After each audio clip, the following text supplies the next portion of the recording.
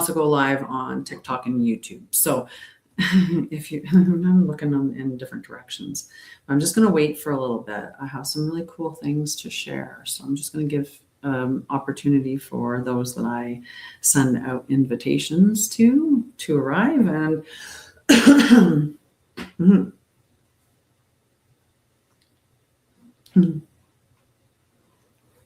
okay.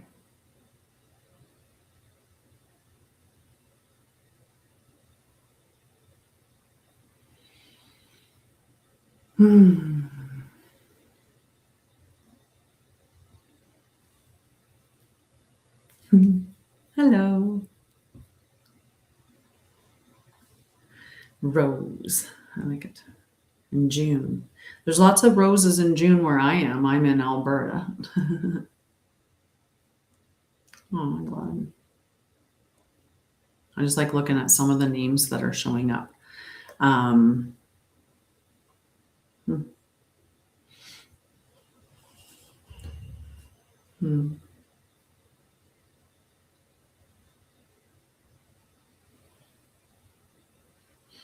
just going to hang out for a minute and wait for a couple of people to show up.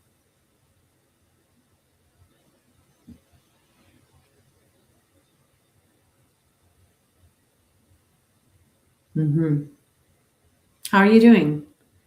How are things going for you right now? Is there anything that you're struggling with?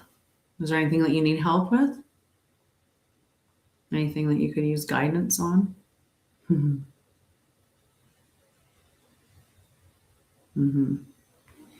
I do have a channeled message that I'm going to read. I am going to look at the cards for a little bit.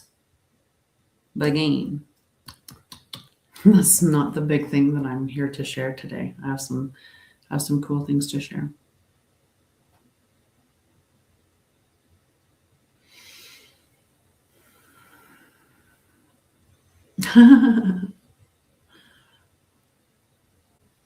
Oh, I forgot about this whole thing.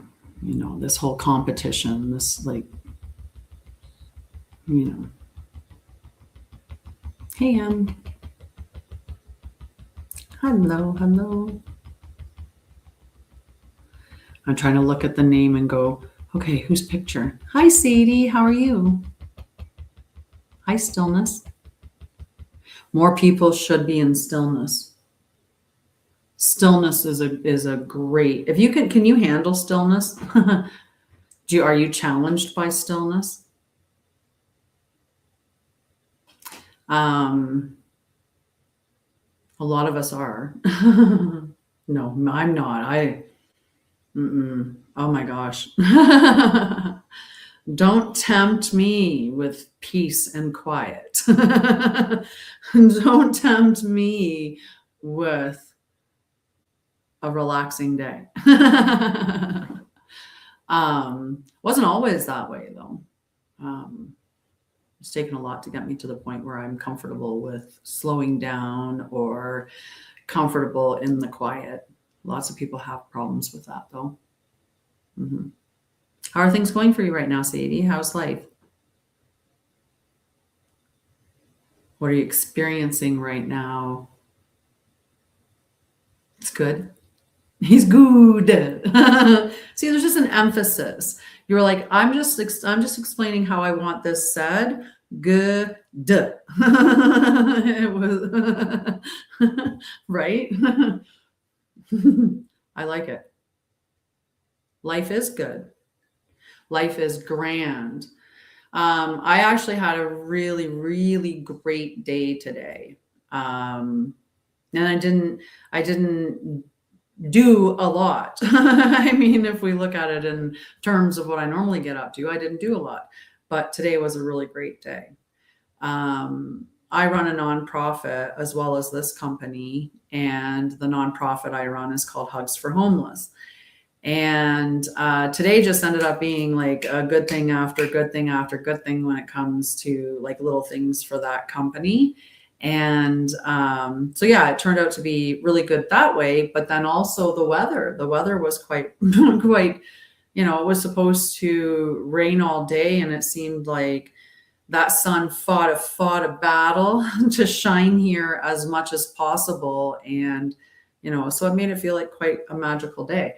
But that's the thing. It's magical when you believe in magic or when you open your mind to it, right? Many of us have closed off our minds to a lot, right? Even if you look at the whole, we came through a veil and we forget who and what we are. And, we go through the awakening process of trying to remember who and what we are and why we came here.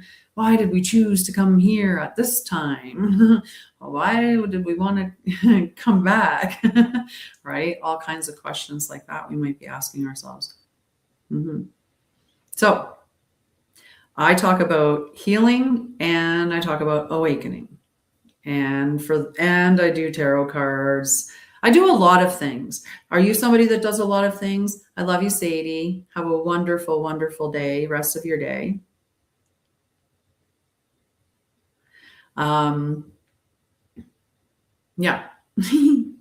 I'll check in on the cards in a little bit. Yeah, I do lots of things. I write books and I make tarot and oracle decks and I create classes and courses. I help you with healing and awakening. And yeah. Aww. Thank you, Kev.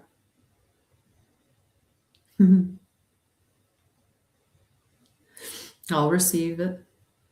Jer Bear, you know what? I said you needed to show up. You needed to show up today, my friend. Word. Unbelievable. I'm doing something on the 21st, which is Sunday. I go live Sunday at 6 p.m. and I am going to be doing a ceremony. So I've been writing a book called The Elemental Fieldwork Codex. So I wanted to have this conversation, and I'm glad that you're there, Jer, because then I have someone that I'm talking directly to and, will understand the things that I'm talking about. And unless someone else gets in on this conversation and I know they're there and they're like on here. Hi, Steve. How are you? Lovely to see you. So I had to take a breath because I had to think, where am I going to start this story? Apparently, I write books, so I must be a bit of a storyteller. So let's start this story.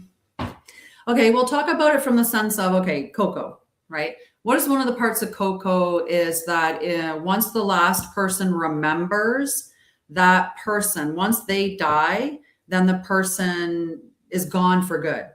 Never gone, evaporated, done. Right? Amen. Blessings to you too, Steve.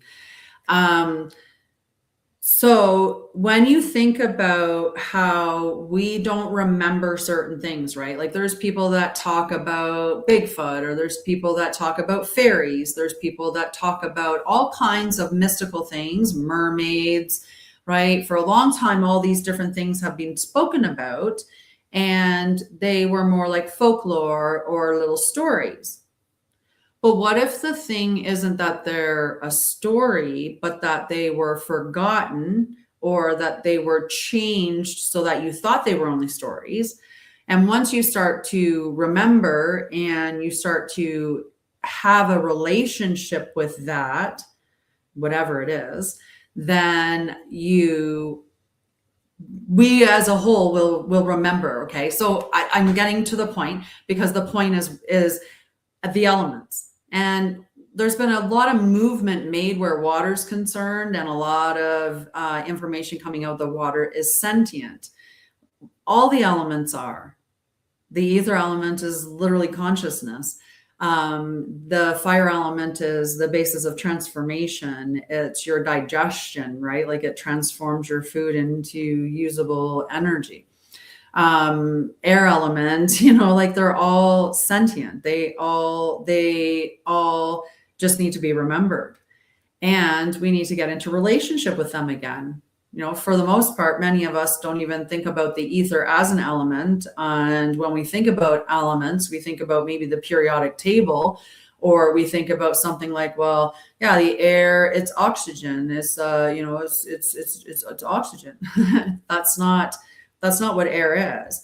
And when so I talked about how I just keep opening up spiritually, and some of the things that I've seen in the process of these awakenings that I've been having is that I could see consciousness everywhere. And the ether element, which is that consciousness, there's no such thing as empty space. So I started to have a little more of an idea of how, when you think about somebody like Bruce Lee, he was in relationship with the elements, right? That's what Bruce Lee had done. He had entered into sacred relationship with all of life, right? He was in sacred relationship with himself. He was in sacred relationship with his breath. He was in sacred relationship with the air element just through his breath alone. He was in sacred relationship with water. That man was so fluid, his whole body. And that's how he became like that, is because he understood that these weren't things to control. They weren't things to own or manipulate. It was a relationship. And when you entered into a relationship with that, you could work with the elements and do amazing things. And we all can. And the more of us that remember, and the more of us that actually interact with the elements as they are, as whole as they are, the more whole they become. That makes sense, right? They need to be remembered for what they are. And water is the closest one we are to remembering, because of the abilities, with how they've frozen water to reveal harmonics within them. Like when words are spoken into it and they freeze water, and then look at them, you get fractals with words that have a higher frequency, like love and gratitude. Whereas when you freeze water and you say something like hate, it shows up very fragmented, and it's not creating a fractal, or it's not creating that at all. Then they started looking at it from a different thing. Another lady started testing it in a new way. So the original tests were done by a doctor in Japan, but I can't remember his name. And then a lady took over his, I don't remember her name either. I can look it up, but she took over his work. And what she found was she could put the water over top of a seed, freeze it, and the water would show the picture of what it was going to become. So a flax seed would show the flax plant, or a sunflower seed would show the sunflower, stuff like that. So it showed that water had memory, or that water was able to understand that seed was going to become that full-grown plant. It showed intelligence. And that's because, it's like I said, it's true that they're all alive. And we need to go back into sacred relationship with everything. We should be in sacred relationship with ourselves. We should be in sacred relationship with our space. We should be in sacred relationship with the people that are in our space. Hello, Moonlight. How are you? Look at, stay wild, Moonchild. Well, that's good. I'm happy to hear that you are well. Me too. I'm very well. Very well. I've been having a very grateful experience lately. And the more that I step into sacred relationship with life, the more that life rewards me. And so I realize that's a very significant thing that I want to help people do, is establish sacred relationship with themselves, with life, with the elements. And when we step into sacred relationship with the elements, think about how handy that could be. because we're in sacred relationship with it. We're not in relationship with it to control anything, right? We're in sacred relationship with the elements and living in harmony with other people and with all life. Because when you're in sacred relationship with the elements, you have to be in sacred relationship with all life, because the ether element runs through all of us. It's everywhere. The air element is in every bit of us too, right? When you think about all the spaces that they occupy. So this all started, this started because I've started the sacred relationship, but then I went out and, oh my God, I have ADHD. No, wait, we don't subscribe to labels. I love notebooks. So I found this notebook and I was just like, oh my God. And then the book was born. And I was like, this is a fieldwork codex. And it's all about sacred relationship with the elements. Like I'm like handwriting the book.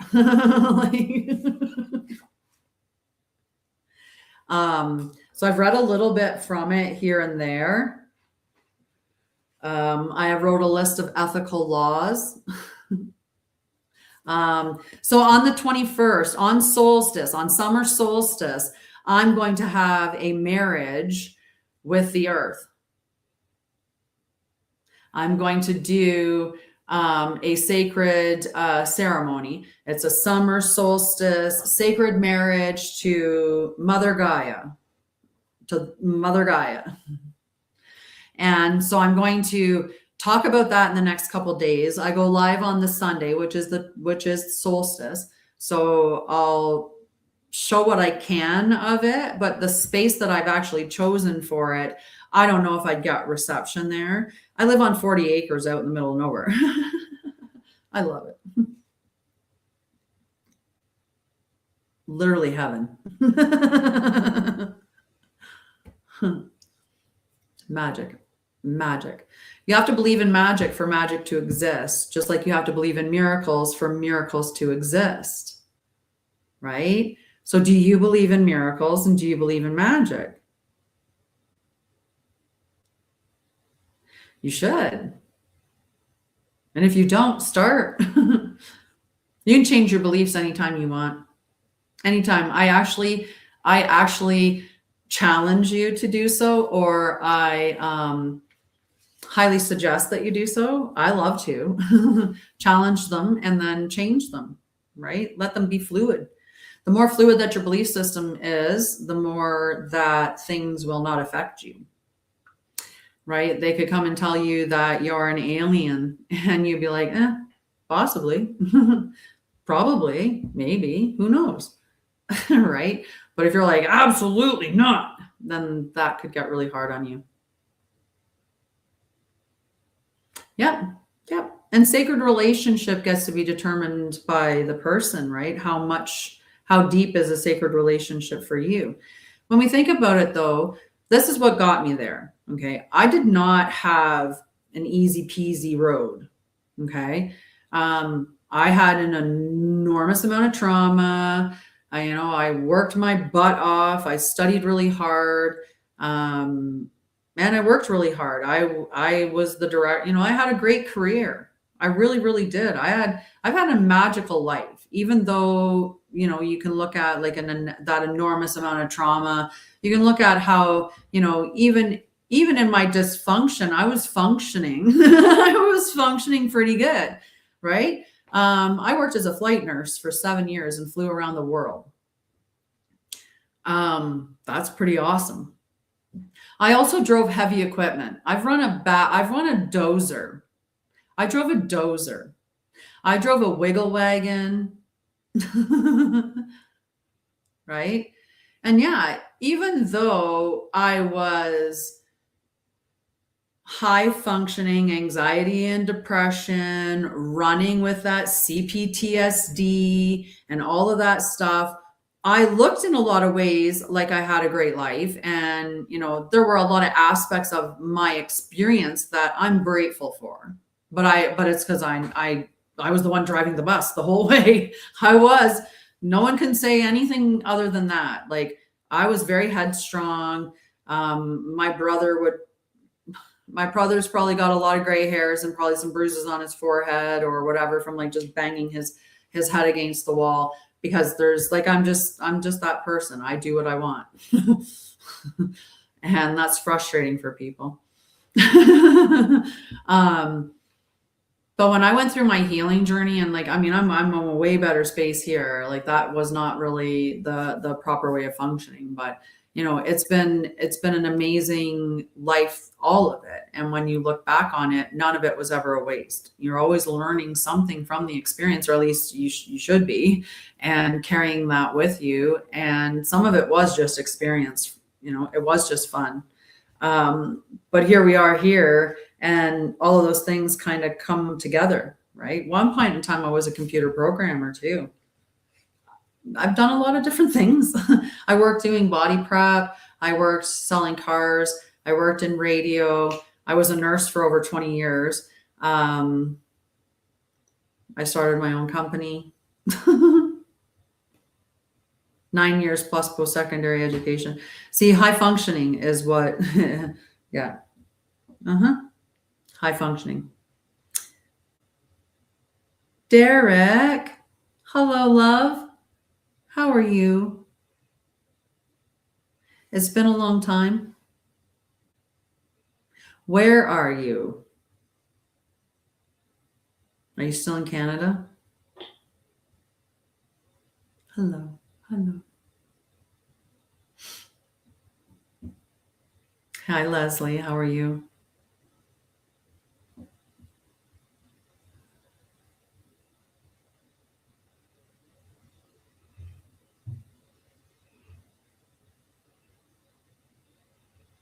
Hello.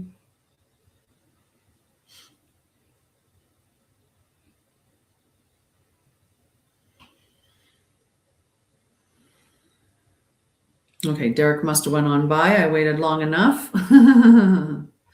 So how's everyone doing?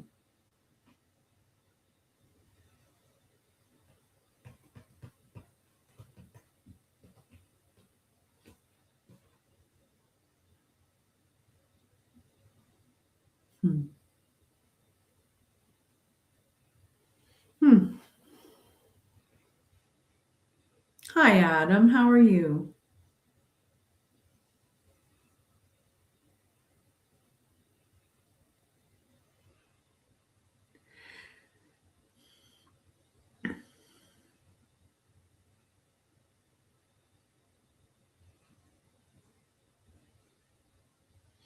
It's not important whether I think you're handsome. What's important is whether you think you're handsome. Just like it doesn't matter what anyone else thinks about me. The only thing that matters is what I think about myself. And that's not being narcissistic or shallow. That probably then I probably would challenge you with a lot of the things that I would share on here then.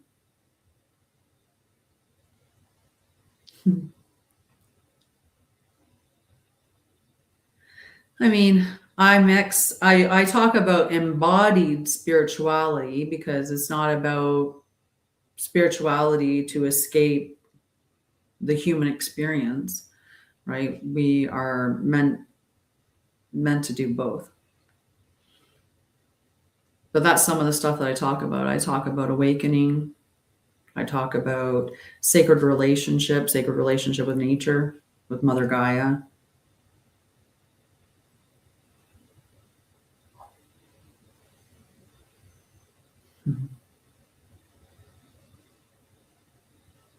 Mm-hmm. I don't think that I was the right conversation for you per se. All right, I was looking in the book that I was writing and thinking about whether or not I was going to read something from it today.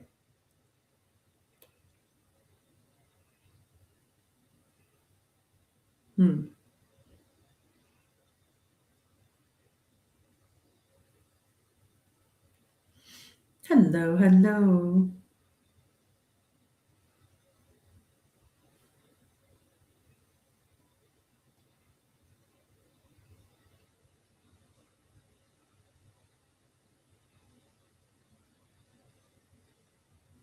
Hello, hello. Okay, we're going to talk about elemental perception, and I'm going to read from my book. So, this is all about learning to notice the living field. This is the first gate. The individual begins by learning how each element feels, moves, speaks, and reflects through the body and environment. The goal is not to do magic, the goal is to perceive. Most people move through the world naming things, not listening to them. They see a tree and say, tree. They feel wind and say, wind. But elemental field work begins when the individual stops reducing the living world to labels and begins sensing presence. What do you think about that?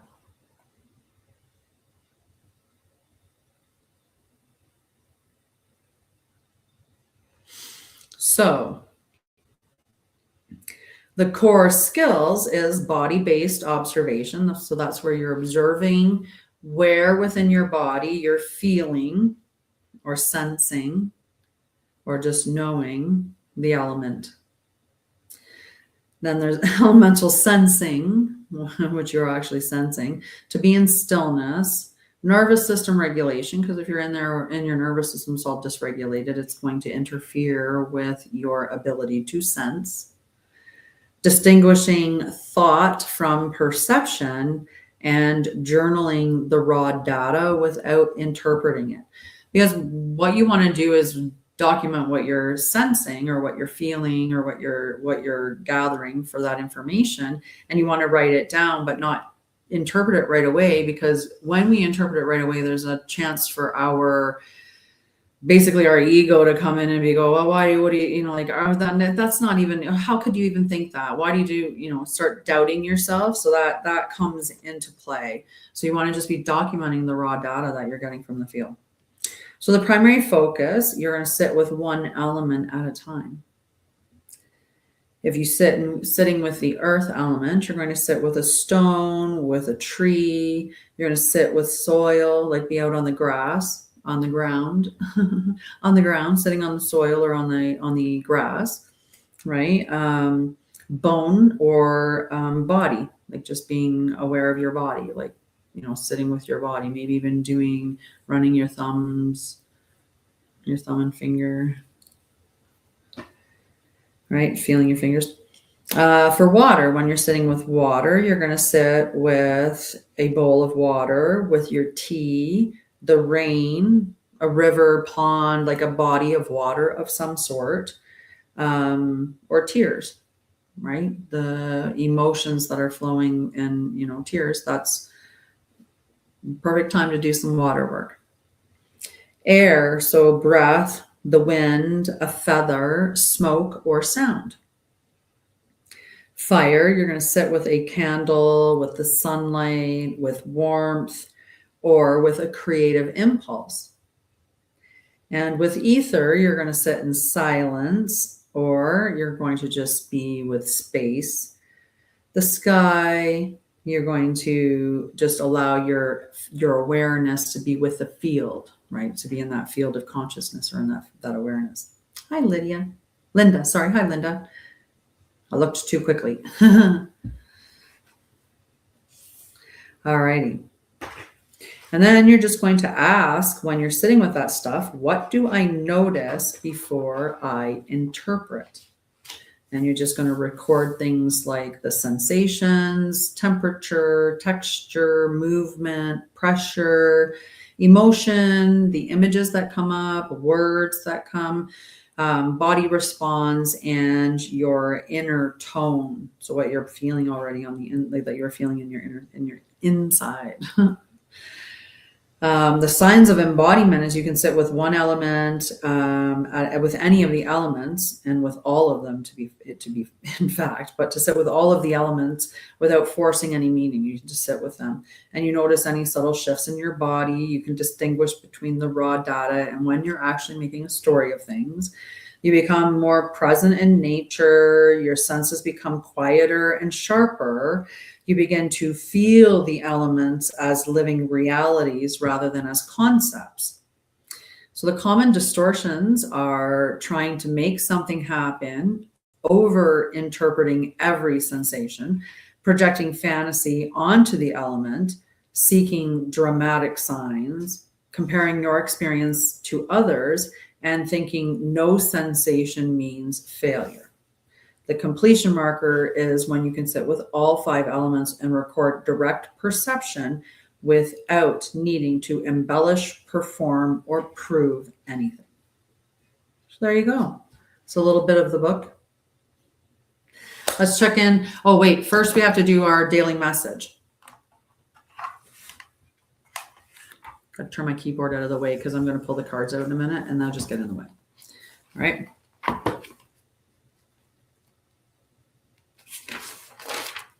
Yep, there we go. This is the page. I'm gonna have a sip of tea before we get started. I'm just getting ready to read the channeled message, channeled reading, channeled spiritual message, whatever you want to call it, spiritual message. I channeled it this morning. You can channel messages too. It's not hard at all. Take some deep breaths so that you quiet your mind. Have a book, a pen, right away. Whatever's coming out of your head, just write it down. And don't censor it. You can ask a direct question, but the key is to really just calm your nervous system down, become very present with the moment. So you want to connect to your body. Your body's always in the present moment. It can't be anywhere other than the present moment. It's your mind that travels. And I mean, your feelings are experiencing a lot of different things. Some of the feelings are feelings from long ago that you're feeling now because something felt similar. So you're feeling extra, stuff like that. And so anyway, your body's in the present moment. So you want to connect with your body, and the breath is the break in the nervous system. People say, oh, doing breath work doesn't work for me. Usually it's because they're not doing it either right or long enough. And then the other factor is if you're not taking control of your brain and you're just allowing your thoughts to do whatever the heck they want, you can be slowing down your breath, but still thinking panic, panic, panic, panic, panic. Well, then that's going against the breathing, right? So you have to take control of your thoughts as well. And sometimes it's removing yourself from the environment. That's also something that has to happen. Like you have to think, if you're sitting in an environment where somebody is threatening you, you can be breathing and keeping yourself, you're still not calm. You may be calmer than you would be if you weren't breathing, but your nervous system's still dysregulated because you're in physical threat at that time, right? So you have to remove yourself from that environment in order to do that.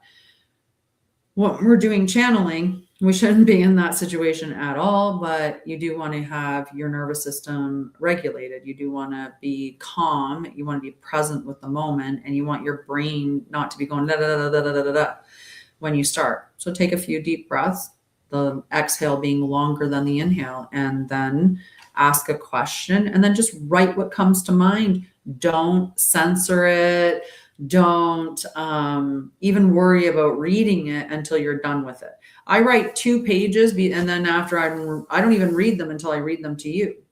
I don't even know. I don't even know what I wrote. 3333 on the timer there. Okay, I have to take a sip. Not because of the threes, but because I want to read the message.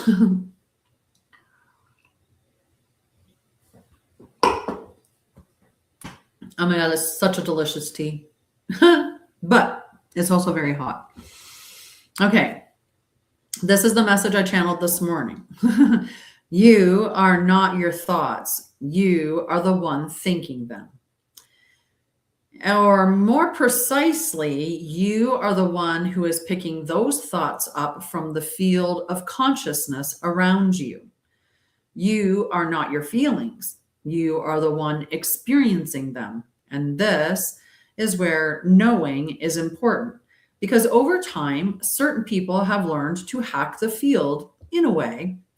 Now, through frequency and energy and vibration, they can implant thoughts in the field that you may think is you. Through parasitic attachment, you can be thinking thoughts that are not yours. Frequency and vibration and sound can be used to change how you feel. All you have to do is look toward your TV, movies, or music to see the truth. Movie soundtracks make you feel all kinds of things. They make you fearful, make you sad, make you joyful. And the television, movies, and music are teaching you what to think.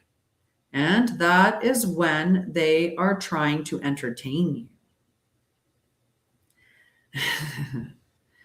The most powerful thing you have is your discernment. You should be developing that right now, learning to question your thoughts and feelings. Is this mine? Asking, what is the end goal with these types of programs? What are they trying to get you to believe? Did you know that there is a lie in the middle of the word believe? There isn't inside the word knowing. Your discernment is there to find the lie in what they are getting you to believe. Your discernment becomes knowing, which is far more powerful than belief. That was the message this morning. It was a tough message. It was a tough message, but it's true. Right? When you think about how movie soundtracks, if you're watching a movie and it's like dun dun dun, and they make it, they know what they're doing. There's some creepy songs out there. That one where it goes through the two lips and it's all like freaking, that's creepy. Like there's lots of creepy songs out there that get you going. And that's because frequency can do that. And they can do frequency where you're not even hearing it, but it's still going to affect you like that. So you have to be able to discern what is yours and what is not yours. What are you feeling? What is yours and what's coming from the field? Same thing with the thoughts. They've done experiments with people making Faraday rooms or cages. And when they're in there, they don't hear certain things. And then when they come out, they hear all kinds of things, which is pretty crazy. What they're hearing, right? Like they go in and, they're hearing from loved ones they haven't heard from, or they're able to have memories that they weren't able to access for a long time. And they feel very clear and, able to think, and not feel foggy or confused at all.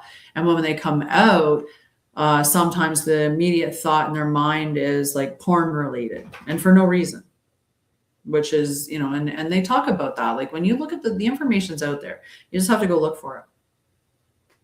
It's out there. Okay. That was the message. I was just the messenger. And like I said, you can be a messenger too.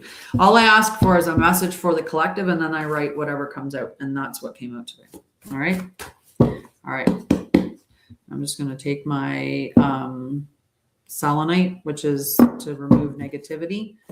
Okay. Whoa. Those 4 cards just said, I'm out. We're coming.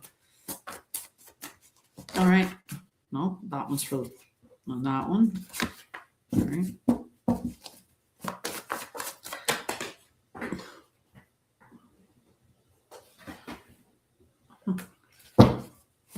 Anything else? The cards are just flying. Like, wow. Anything else?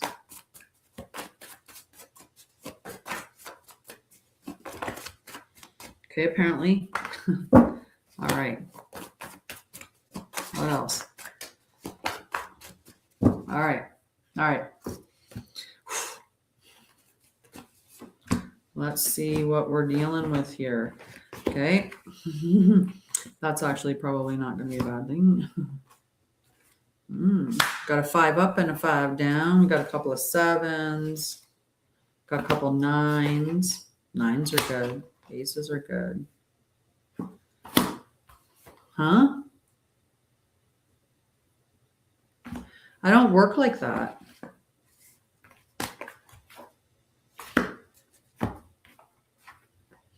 And like that, I mean, like somebody just coming and saying, take, right? You're not even asking, right? You're telling. I'm sorry. I don't work like that. I'm doing a collective right now. All right, so we got a lot of cards in the inverse. We have the Fools. The Fool card in the inverse is about hesitation, right? The Fool, the first part of the journey starts with the foolish notion that you have what it takes to get to the end. So it's because you can see the end, right? Like nobody starts a company because they don't think that it won't be a success, right? They believe that it's going to be a success, which is why they start it. So you have the foolish belief that it's going to work. So it's that foolish step, right? That you take that first step. And when it's in the reverse, it means that people are hesitating, or it could be you, it could be the collective is hesitating to step into the new, right? We know that the way that the world is operating right now isn't for humanity, right? We see all kinds of ways around us where it's showing us that they do not care about the things that are living, right? Unless it's to convert it to this. It's the only thing. And you can see it everywhere you look. And if we were in my groups right now, we'd have a much more open conversation about it. So there's this fear of change, and many people do. The number one reason why they don't start their healing journey is because it's the whole journey. The problem with the Fool, like I said, that having that foolish notion that you are going to be successful, that it's worth the risk, that's what gets you going. But when you're thinking, like the reason why most people don't is because of the fear of change, because they don't know how to get there. It's just this, there's all this, how to do that, right? If someone came along and said, you got to build a city, you're going to build a city. That's what you've got to do, right? You'd be like, huh? What? How? Where do I start? What? Right? Like, so you don't know how to get to there, right? Not even understand. So this, and to use that as is a great example, because most people wouldn't know how to make a city. The point is that you wouldn't be the same person you are at the end of the journey as you are at the beginning. And there's people that are going to be there to help along the way. It's never a trip that you take on your own. There's always, people that you interact with or collaborate with, or who are literal angels that come and assist you along on your journey. All right. Now the Two of Ether. So this is my own deck. All of the pictures are mine. I created every bit of it, like the cards, the deck, all of it.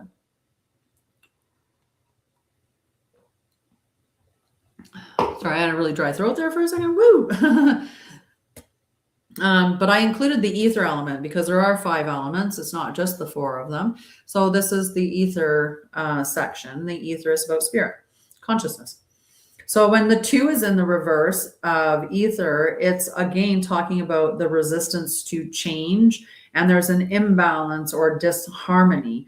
It can also mean that you're struggling to integrate opposing forces or feeling disconnected from source.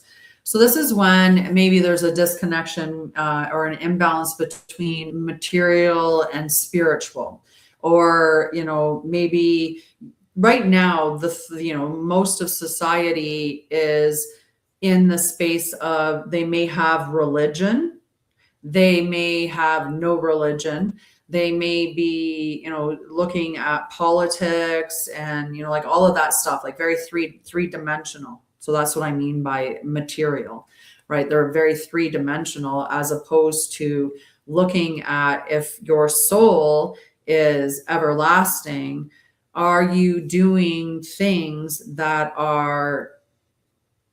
you want to have on your soul for, like, are you living in honor of that soul? There's more to it, right? The spirituality aspect of it. And then again, a lot of us do feel disconnected from source. The more that you do things that are against humanity, right? Whenever we do things that are against humanity, doesn't matter what it is. If you're littering, you're throwing your garbage on a living being, which is what the earth is. It's a living being that we are all connected to. We are connected to through the ether element. It runs around you, through you. There is no such thing as empty space. That field of consciousness connects us all. That 444 on the top, like all the way fours. That field of consciousness connects us all, and it connects us to all life, all living things. So all the plants and all the animals that exist on earth. What I do to me impacts that. And so if you're throwing garbage on the earth, you're signaling through the field of consciousness that you don't care about the earth. Well, the earth is stability. The earth is finance. The earth is like prosperity, right? The earth element is your worth element. So if you're having a bad relationship with Mother Gaia, no wonder why you're having a problem with your finances. And there's stuff with all the other elements as well, right? I used to wonder why I had a lot of issues with water. It's not always with water. I'm also on other channels.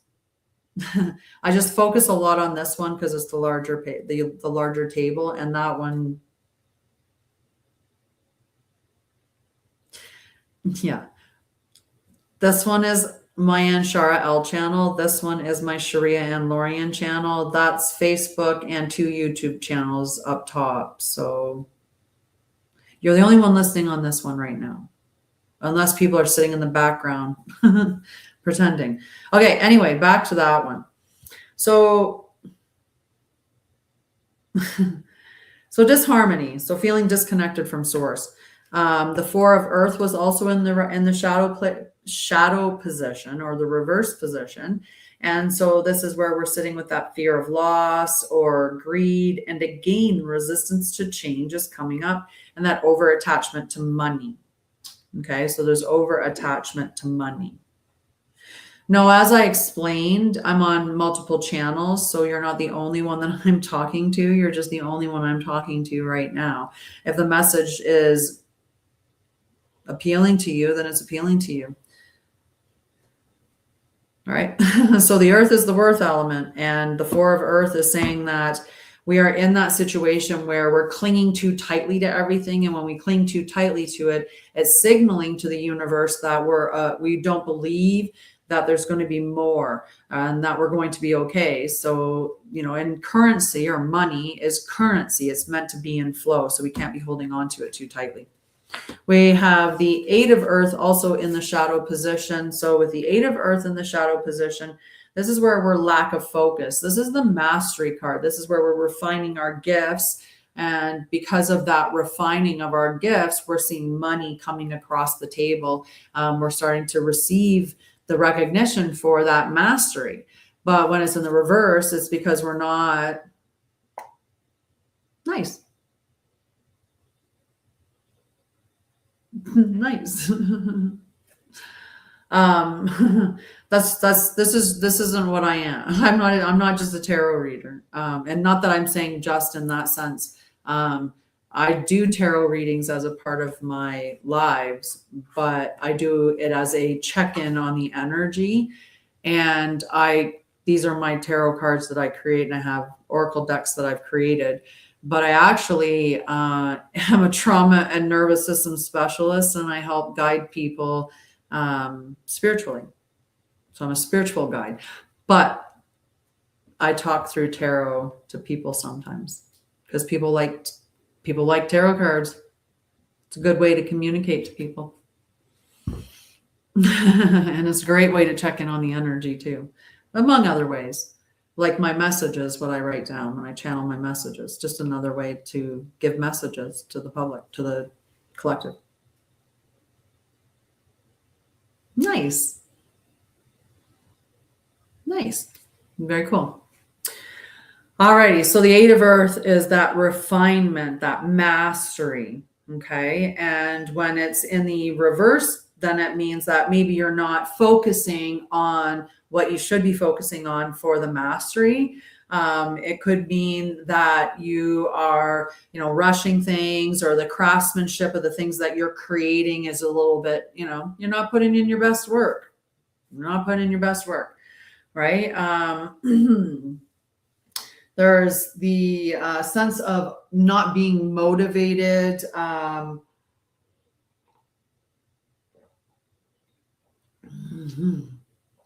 Sorry, I was getting dry again. Hi, Rock. How are you? And there's just like, it's the card of avoiding necessary work. So we've had this fear of change, not wanting to start. And many of us are like that, you know, like you came with a soul mission, but for many of us, we're just surviving. And if we would do the healing, and then we would be thriving and maybe aligning with the things that we need to align with. Okay, now we got 2 5s. Okay, we've got 2 5s. We got the 5 of water. So 5s are the conflicts, conflict cards. Oftentimes it can be comparison, it can be competition, and it can be conflict. It's a lot of the C words for some reason. The 5 of water, that one is the one that's in the upright position. And this is where there's emotional loss, maybe dealing with regret or disappointment. Like it's sadness. Sorry, I should show the card. So it's sadness. Oh my goodness, that was funny. And this is where we are, instead of looking at what is coming, we're still just focusing on what has been lost, right? So we're still focusing on the sorrow or on the grief. We haven't moved beyond that yet with this card. Okay, so that's where but this is what is showing us as the opportunity for healing. This is the opportunity for us to release these emotions. And if we're lucky, we're going to release them along with all the emotions that are similarly attached to it. For example, if you're experiencing abandonment right now, hopefully it clears out all the emotions through the abandonment space, all of them. That would be really nice for you. Okay, then we've got the 5 of ether, but the 5 of ether was in the reverse position. When the 5 of ether, so again, we're talking with the 5th element in this tarot deck. The 5th again is just the refusal to change. We're just, a lot of us just refusing it. But this is where we're having internal battles. Like it's a spiritual battle. Oops, we got to do my puzzle. Oh, I get to put a nose on a deer. That was cute. Put the nose right on. So we're looking at resistance to change, internal balance, avoidance of transformation, chaos without resolution. Okay, so that's the energy that comes up from this 5 of earth being in the shadow position. And now we're moving into the good cards. And if you stuck around for the good cards, good for you. All right, so remember, the message comes up when the message comes up. We have 2 9s. We have the lovers, we have the ace of earth, and we have the king of ether. If you stuck around for this part of the reading, or if you're just showing up for this part of the reading, then you are in for it. This is amazing. This is amazing. So let's start with the ace of earth. So the ace of earth is about new financial opportunities, prosperity, stable beginnings, security, and growth. The ace of ether is a powerful omen of prosperity and new foundations. Whether it's a financial breakthrough, a career shift, or an investment, this is the time to plan your intentions and nurture them. Trust in the universe's support. Your manifestation is taking root. Okay, so when you think about aces hold the potential of the entire earth element. And at the top of the earth element is the king of earth, which is legacy level wealth, confidence, assurity. He sits in his sanctuary, and he looks at his dog and he looks out over his property and he's just confident and content. I realize I'm the king of earth right now. Hi, Miriam. I don't know if you showed up here, but hi, Miriam, if you did. The ace of earth, what a beautiful card to receive. All right. Which one do we want to go? 9 of Waters. Fine, I picked it up. 9 of Waters. The 9 of Waters is emotional fulfillment. So now we're moving into a space of emotional fulfillment. Your wishes are being granted. Abundance, contentment, joy, happiness, gratitude. The 9 of Water reminds you to celebrate your journey, acknowledge how far you've come, and embrace the beauty of your manifestations. This is a moment to bask in the energy of abundance and know that your heart's desires are aligning perfectly. All right. So this is for you. This is for you. You're the one that's receiving the abundance because you're here when the card's being read. So that's the message for you. We have the 9 of Earth coming out as well. So 2 9s at the same time. And when we're talking about the 9 of Earth, it's all about the abundance. It's abundance. It's luxury. It's financial independence, success, self-sufficiency, personal fulfillment, and gratitude. The 9 of Earth invites you to revel in the beauty of your accomplishments and recognize that your dedication has led you to a place of abundance and stability. Continue to nurture your success and know that true prosperity comes from confidence, greatness, and alignment with life's purpose. So here we are aligned with abundance.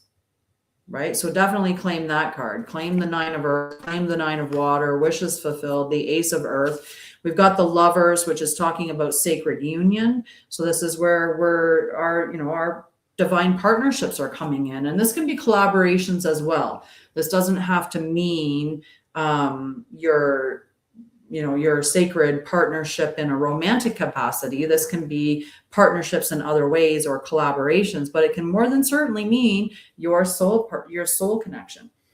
Because it does mean union, soul connection, deep love, divine partnership, important choices, balance between heart and mind, and alignment with soul truth. The Lovers remind you that true love, whether for self, another, or the universe, comes from deep alignment, not attachment. Embrace connection, choose from the heart, and trust that the divine path of love is always unfolding in perfect harmony. And oh my goodness, I'm getting so warm, this card. Like it's been such a wonderful, positive reading. So you may want to claim this card as well. So this card is the King of Ether. And the King of Ether is supreme mastery, divine leadership, cosmic sovereignty, profound spiritual authority, and infinite wisdom. Hi, Sparrow. Oh my goodness, I'm overheating. The reading got really, really, really good, but nobody wanted to claim it.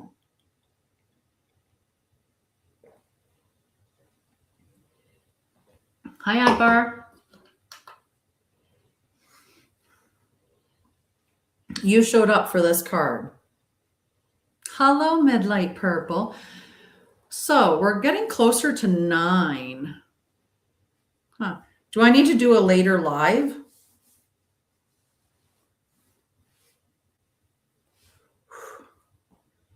It's overheating now. You guys showed up for the last card in the tarot deck, like in the tarot that I read just now. And I had to put my hair up. I took my little personal fan out of here because I created an elemental altar on my coffee table. I'll show it in a picture on my thing. Oh, I'm going to read the King of Ether. This is the card for everybody. You guys showed up for this card. So, but I just need to cool off for just a second because I started overheating. All the cards that were coming out were just amazing. All right. King of Ether. So are you ready to claim this? Supreme mastery, divine leadership, cosmic sovereignty, profound spiritual authority, infinite wisdom. The King of Ether stands as the supreme guardian of divine truth and limitless expansion. He is here to remind you that your potential is boundless and you are meant to shape reality in alignment with the highest light. So who feels like they're awakening like this spiritually, that you're having this big spiritual awakening? Do you feel like that's what's happening? Are you really spending time with your spirituality? Right? Crown you.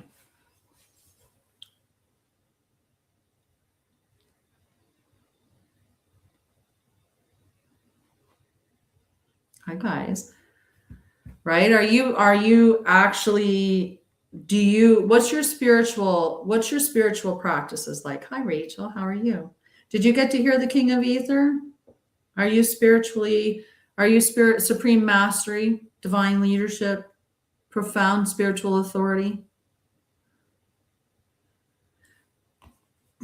So I'm going to recap this. I have to take the first. So we had two separate readings. One section of the reading was challenged. And like people that did not want to start, they didn't want to start the journey. They were looking more at the past and at the stuff that had happened more and kind of wallowing a little bit in their and not refining and maybe just putting out kind of crappy workmanship, stuff like that. Like that's what the energy was of that. And then the whole rest of the entire reading before you guys, right when you guys were showing up, it was all positive. The cards that I pulled, yes. I don't just do cards, although I do make my own decks. That's my deck of cards, the Etherian Tarot. And I have some oracle decks that I've created, some that have pictures, not all of them do, because the one's in the works. And then I haven't been doing a lot of drawing lately.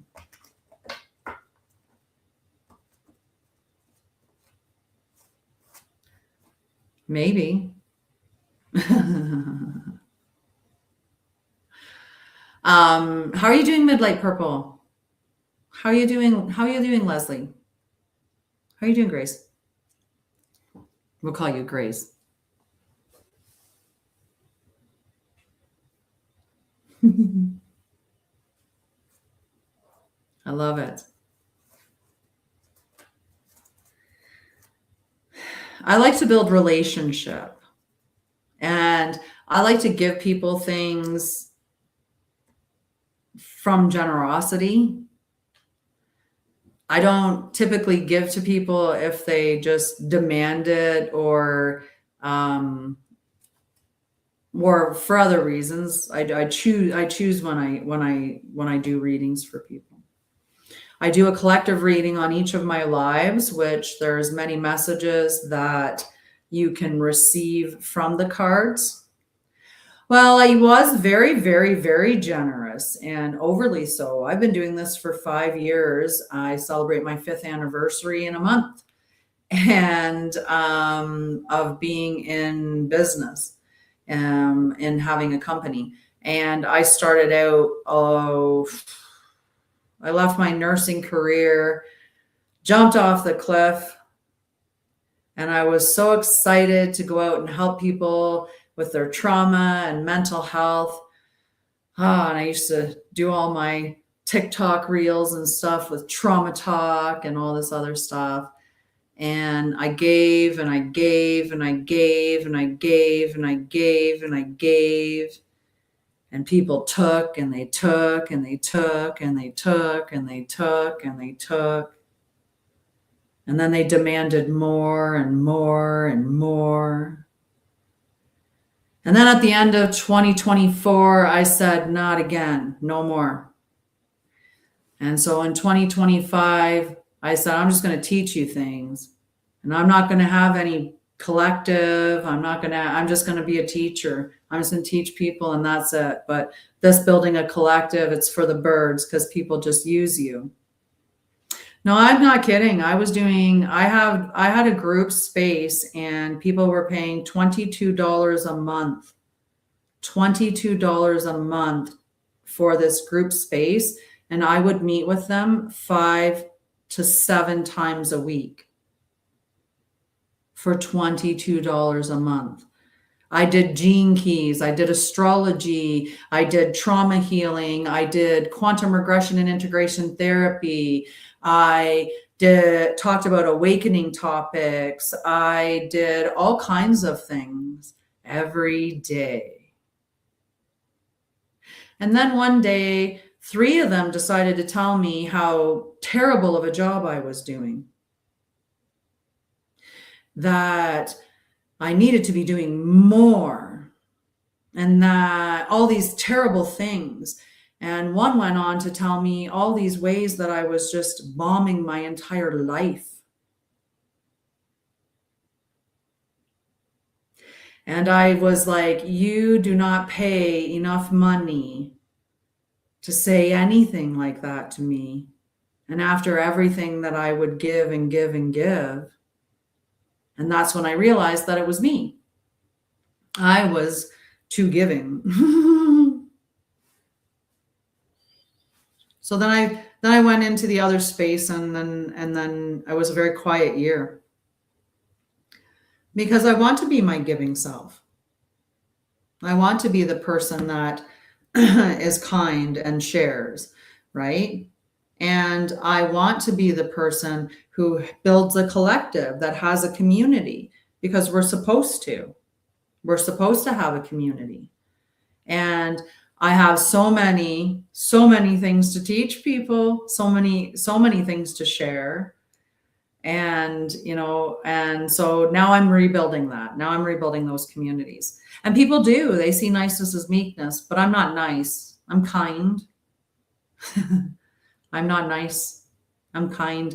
People call me would call me hard truths, Tanya. And, sometimes people need the hard truth. Hi, love. How are you? I wasn't sure if you were coming all the way in. How are you? Oh my goodness. I'm so happy to see you. It's so weird how the algorithm works in that way, and life works in that way. And, you kind of get pulled away from everybody, and you're like, where did everybody go? And then all of a sudden, boom, you start seeing people again, and you're like, there you are. Yay. Oh yeah. Yeah, that's all I am, though. I'm a truth teller. I know who I am and why I came and what I'm here to do. I very much know that. And it's a beautiful space to be in. And yeah. My favorite thing that I'm teaching right now, like I said, is sacred relationship, and sacred relationship with all things. And it's just such a powerful, powerful, powerful concept. And I'm going to tell you all about it. I'm going to have a sip of tea.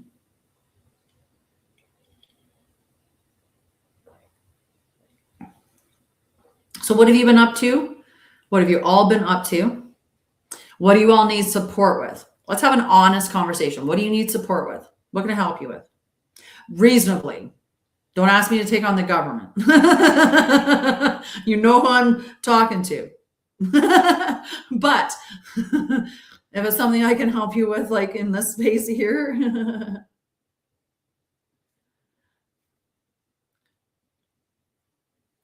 Yes.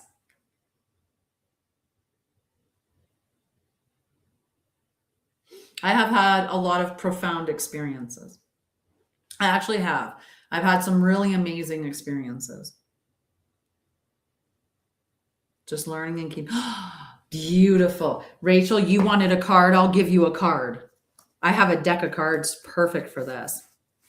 It's called Return to Center. So I did a course. It's a 10-day course, self-paced, all that jazz at my website called Return to Center. And I have a 6-week program called Return to Self. And I have to knock the fuzz out of the cards first. I can't just, I have to stop talking because I'm not focusing on you, and I want to make sure that I'm focused on you when I pull you a card. So these cards are based on the full program, but they're called Return to Center, which is the name of the smaller program. I just wanted to explain that. Anyway, yeah. I started off after I left nursing with trauma and mental health, and that was also after I did my own healing journey. And I learned all these things because I thought, oh my gosh, if I have trauma, well, then I'm going to become a trauma expert. So I went from being an ER nurse, which was like, I was a trauma expert for like that stuff. And then I went into being a trauma expert, but for like the other stuff, and also the nervous system, because I also got, at one point, they diagnosed me with multiple sclerosis and functional neurological disorder. And well, they gave me high functioning anxiety, high functioning depression, complex PTSD, panic disorder, and multiple sclerosis. So, I had a lot, and then ADHD and, a touch of autism. So they just kept giving me acronyms, and I just don't agree with any of them. I don't agree with labels as much as possible. But anyway, I'm still shuffling the cards. I gotta put them down again. So I've just been in my healing journey for the last, and awakening, and just keep awakening. I lost my train of thought. I'm just going to focus on the cards. Oh yeah, I was explaining how I ended up doing trauma healing and creating courses was through that aspect, because it's like somebody when they get diagnosed. If you want, as a nurse, we learned very well that there were a couple of people who, like, if you want to know something about a disease, go ask the person that has it, right? Like we learned as nurses long ago. You want to learn about something like Crohn's, talk to someone that has it. You want to know about MS, go talk to someone that has it. You want to know about depression, go talk to someone that has it, right? Because they're the expert. They're the expert because they live the experience. And if you have it, you typically research it and you become very knowledgeable about whatever you have. And so that's what I decided, but I decided that what I really had was a nervous system issue and trauma. So I became an expert in those things. I just kept learning different things. And then also doing spiritual stuff. I got to stop shuffling these while I'm talking. I'm never going to get Rachel a card. That's hers. Okay, but I got to make sure I have them all. All right. All right, can I get a good card for Rachel, please?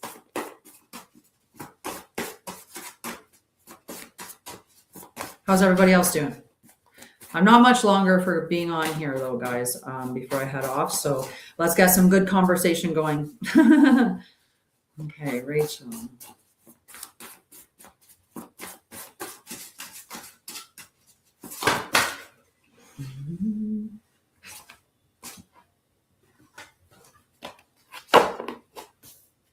Apparently, you really needed awareness more than anything.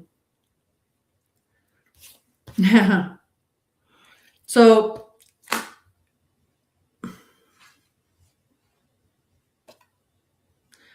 it's talking about being overloaded. Like 3 cards came out, but it's literally you are starting to overload. Your system is overloaded and you are absorbing others, which to me is the ultimate thing here, is that you're absorbing other people's energy, which is leading to you feeling overwhelmed.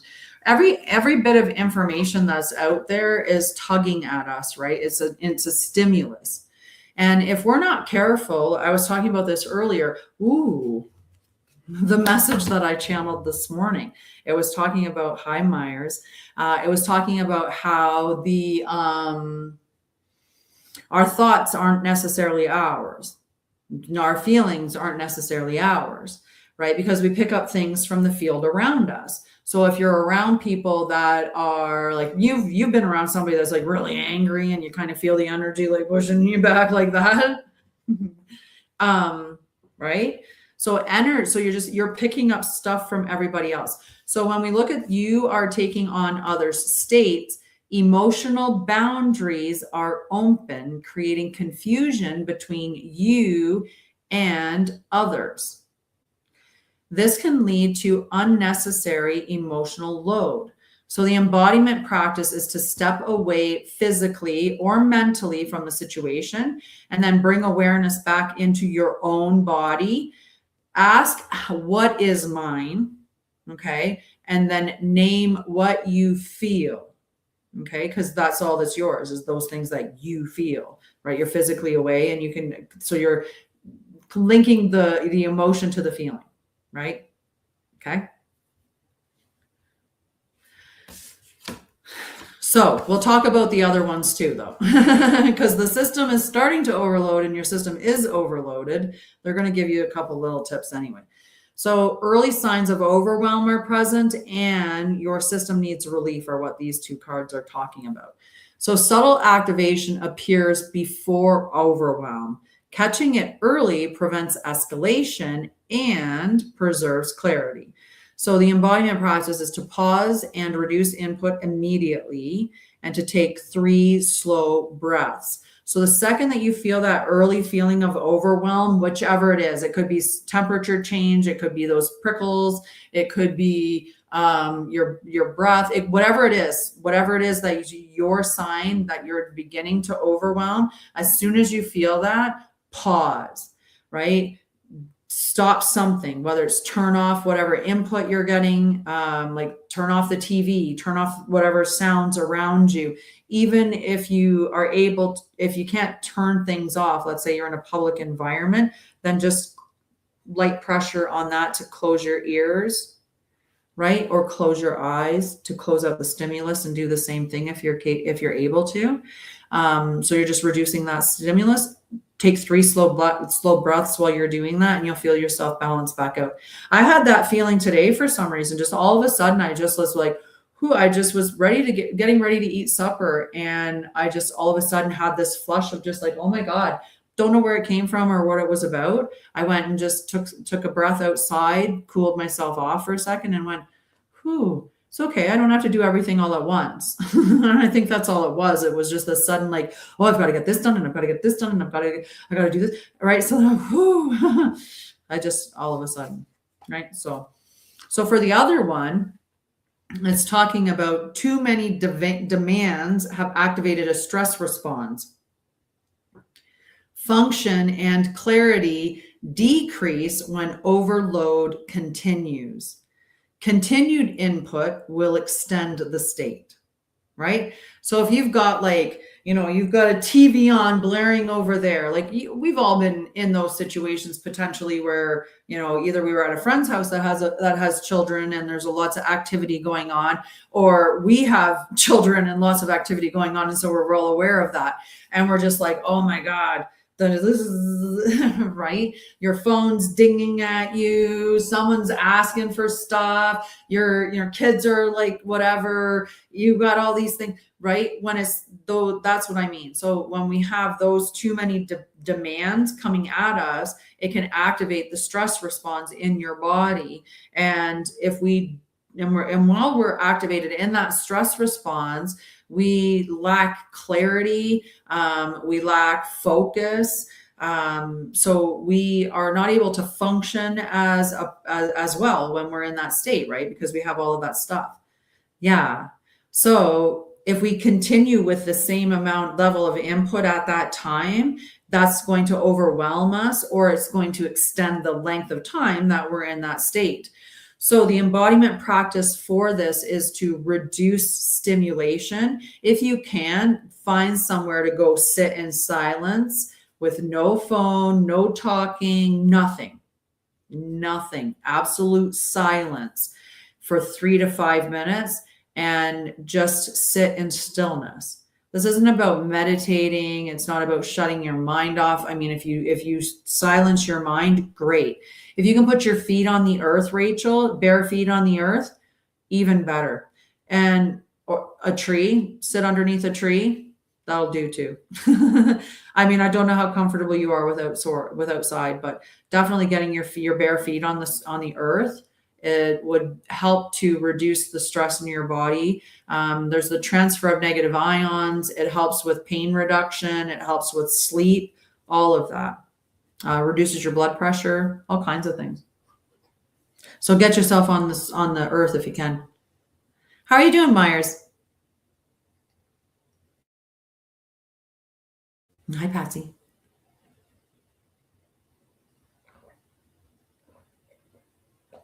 I love reading those cards because I love all the practices. So I took all of my programs that I've done, and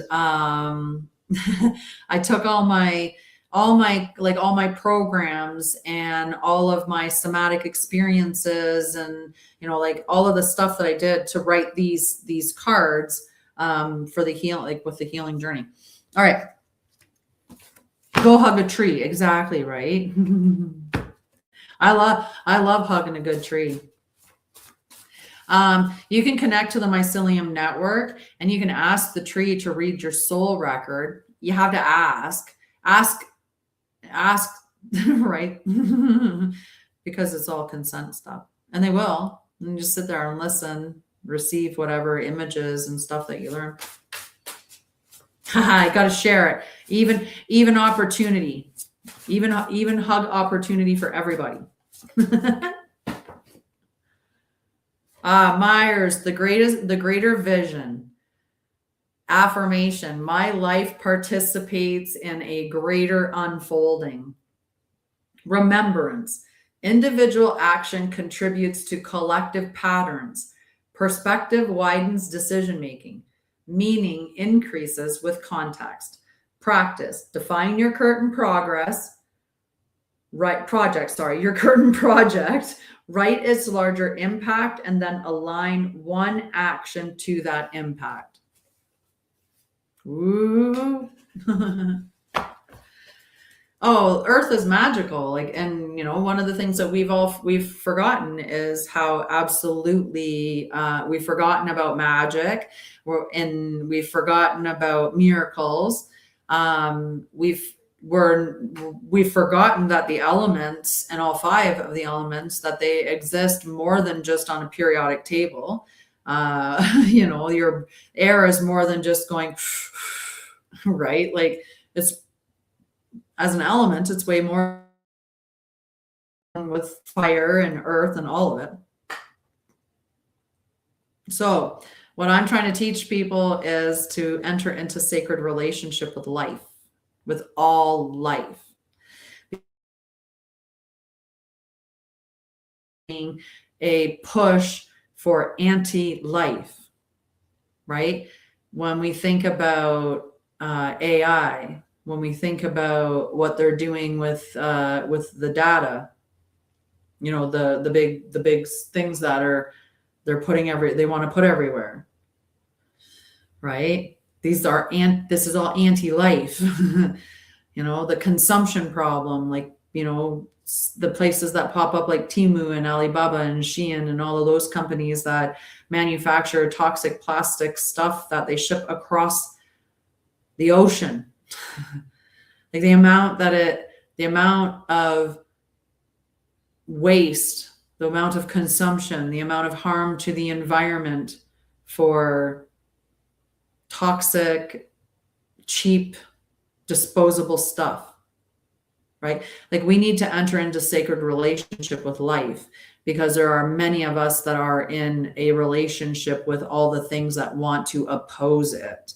And so that's how we win, right? We remember that we are sacred, and we remember that the earth is sacred, and that the elements are sacred, and that there's lots and lots of other sacred things out there, right? When you start to think about your home, right? I treat my home as a sacred space. And the reason why I treat it as sacred is because I'm very grateful that I have a home, because I haven't always had a home.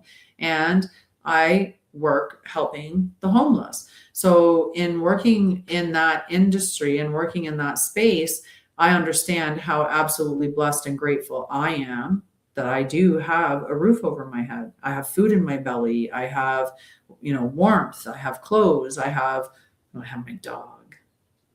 I have all these pretty plants. I have a lot of things to be grateful for, right? So when we start to focus on the beauty that we have in life, and we start to put our attention back on the things that actually are life, right? Then that's going to grow. And we need that to grow because there's forces that are trying to shrink it. daily. Right? And one of the other things is when you think about someone like Bruce Lee, who could work with the elements, he had, spent a long time in sacred relationship with himself and sacred relationship with the elements. And, just what a beautiful individual. Look at what he could do. Imagine a whole bunch of us in sacred relationship with the earth and all the elements. Think about what we could do. Think about what all of us could do combined together as a unified force, us with Mother Earth and all the elements. Just imagine what we could do together. So I challenge you, not just for your health and well-being, and also for the fact that the more that you love the things and appreciate the things around you, the more the universe will gift those things, or, you'll see them again or in bigger proportion, or, right? You take care of your stuff, it lasts longer, as, kind of makes sense. Right? So enter into sacred relationship with everything and watch your life change. But start to just sit in relationship with nature, right? I know Myers does. That they're hanging out, he's out there hugging all the trees. And I agree. Yeah. I started having a relationship with nature, and I can see ether. I can see the field of consciousness. Not always, but I do get to see it frequently. I also get to see the energy emanating from plants and feel that. I could put my hand into the field of that the plant was emanating and actually feel the life force energy. So those are things that are happening because I am sitting in sacred relationship. Part of it is just being in contact, right? Just being open and listening. Right. And when I'm writing the book, like the first step with it is contact. The second step is listening. The third step is body mapping. And I'll go further, but we're at body mapping right now. For you guys. That's where I'm at with my content. So yeah, I challenge you. I challenge you to enter into a sacred relationship with all the things in your life. Most of all, yourself, your body, every aspect of it. If you think about it, if you think about being in sacred relationship with something just as your mouth, you're going to think about the things you're saying or the things that are coming out of it, right? That's the whole thing about sacred relationship. Right? It'd be magical. It'd be magical. And I think about a unified force of Bruce Lee's. Oh, wow. What could we do? I don't know. Maybe we could get the, because the earth would want to protect, the earth wants to protect herself. 1111, 911. You're in the East Coast. I forgot. Like Leslie. Mm-hmm. Yeah. Hi, Sparrow. So yeah, that's my challenge to you. Enter into sacred relationship with life, with all the elements, with all the things that we know to be true, right? If you think that there's inner earth, if you think that there's inner earth beings, if you think there's things like Sasquatch and fairies and gnomes and all of those things, then get into sacred relationship with those things. And the more that you're in sacred relationship with them, the more that they will reveal themselves to you. Mm-hmm. Right? When you're in sacred relationship with miracles, miracles show up all the time. Right? Myers gets it 100%. Yep. So I am back live on Saturday. I am asking everyone, when we're talking about sacred relations, so I'm doing a ceremony on Sunday. On Sunday, I am doing a summer solstice sacred marriage to Mother Gaia and the elements and directions. So all of it. So I'm challenging everybody to enter into the same kind of a relationship. Okay. And what I've started so far is I picked a spot on my property that's sacred to me. I have created a circle probably about this big. Yeah, it's the 21st is solstice. I don't care about Father's Day. It's just a day, but I care about solstice. I mean, other people might care about Father's Day, but I care more about solstice on the 21st.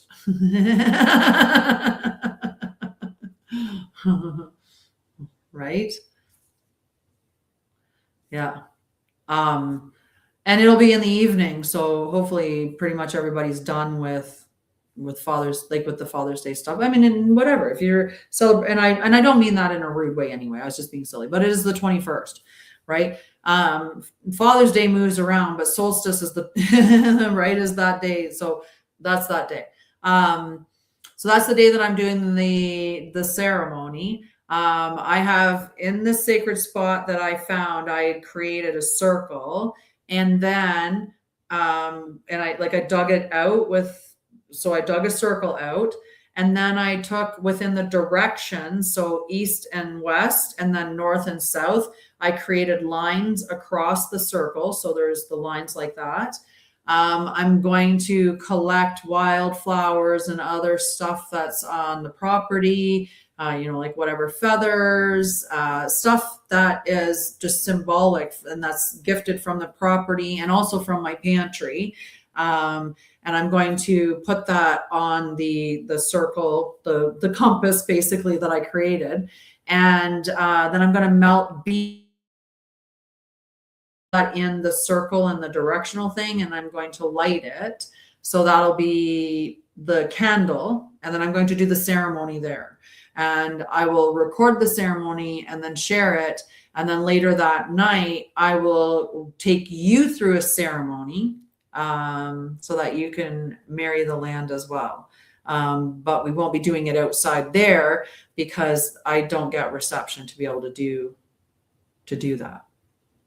I live in the I live in the middle of nowhere in 40 acres. So if I'm not on Wi-Fi, I sometimes I get enough, maybe, but not enough to run a live. Like, it's different versus actually the upload and download that you have to do when you're doing a live. Hi, Anshar. So yeah. All right. Anything else? Anything else tonight? Are you guys going to do your ceremony on Sunday? Are you going to come and join me on Sunday and do the ceremony? It'll be 6 p.m. Mountain. We might be able to do it a little bit later. On the Saturday, I'm live at 10 a.m., which would be noon your time, Myers. And on that day, we're doing the global meditation. When I do the global meditation, I am using sacred geometry and I am using somatics. So toning, I'm doing toning with it as well. It's a very powerful global meditation on peace, unity, love, truth, and highest harmonics. So that's about your highest timeline, and that's aligned for you. That's aligned for Mother Gaia. It's all done in the highest good of all. It's everybody is free will. So we never go against free will, right?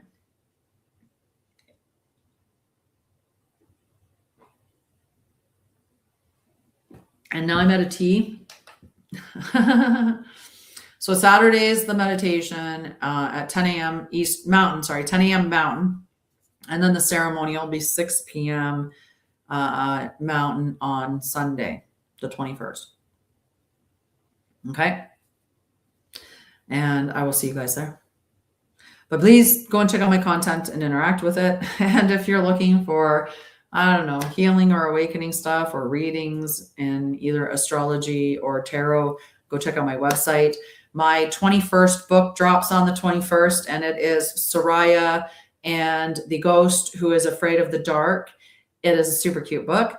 It is number 7 in the Unlikely Heroine Chronicles, which follows Tiana, Parisa, Soraya, and Mariah, who are 4 girls who encounter mystical beings, and they have They have adventures. And so it's a way to teach people about all these different, teach kids about that and keep that kind of that magic alive, that little love alive. So that drops on the 21st on Amazon as a physical book or on my website as an ebook. All right, go check out stuff or go have fun with stuff or go get rest or go connect with stuff. But remember, sacred relationship with life, sacred relationship with life, all of it. I love you guys and have a wonderful rest of your Wednesday.